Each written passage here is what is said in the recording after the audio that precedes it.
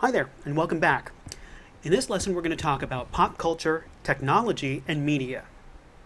How many of you have ever thought of opera as fancy? It might surprise you to find out that opera represented a democratizing or a decentralizing of theater, because adding music made theater more accessible. In fact, the balconies of old opera houses include free or cheap standing room only areas the way some baseball stadiums do. This is still high culture because it originates from the rich and powerful who commission such works. Now, pop culture is culture that originates from ordinary people. A lot of traditional songs originated as drinking songs. TV shows and movies may still require rich and powerful people, but anybody can consume them. These definitions change over time, too. Shakespeare was pop culture in his time, but is now considered high culture.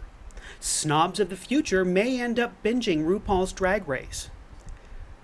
Now, the way some parts of culture become popular is something lots of cultural sociologists study.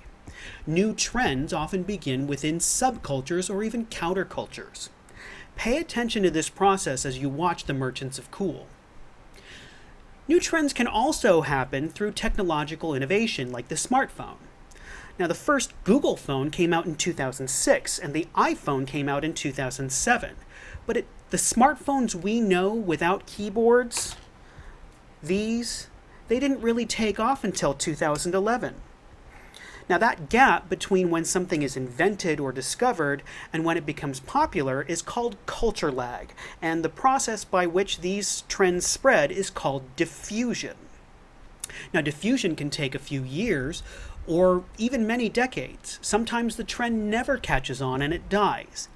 Smartphones were initially popular around Silicon Valley because that's where they were invented, but also in cities with major financial districts like New York in the form of Blackberries, because these phones that had the tiny little keyboards made it easier to keep up with your email on the go.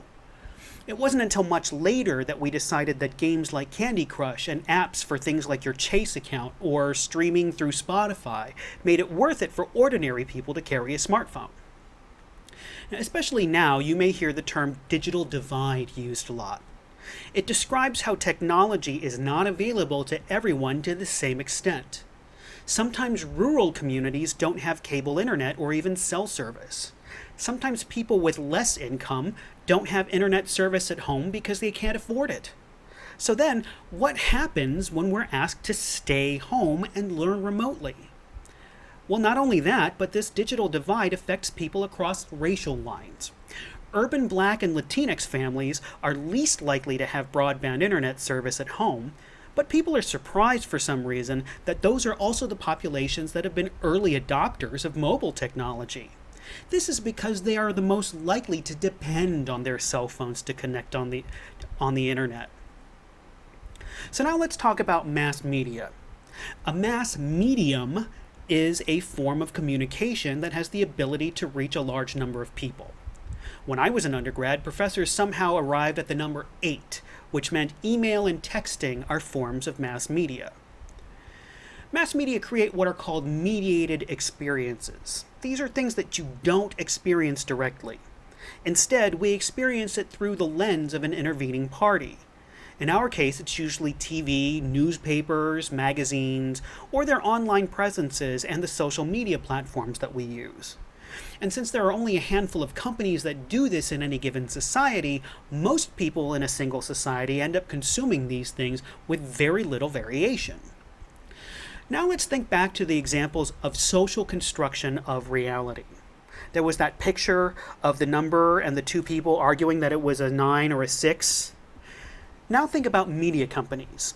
They make money based on the amount of advertising they can sell, based on how many people are consuming their stories. That's why ratings and circulation are so important. For example, there are about 300 million people in the United States, but there are only about 8 million people in the 5 boroughs of New York City. So when the attack on the World Trade Center occurred on September 11th, 2001, most of us did not experience it directly. Instead, we saw news coverage of it and its aftermath, or we read about it in print publications.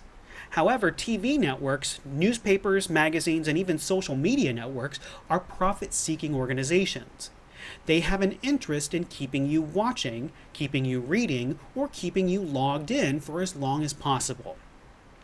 That means they will try to present particular information to you, perhaps in a shocking manner, perhaps in a more pleasant manner, to try and keep you interested in what happens next. Did you know that Facebook's algorithm favors content that keeps you on Facebook?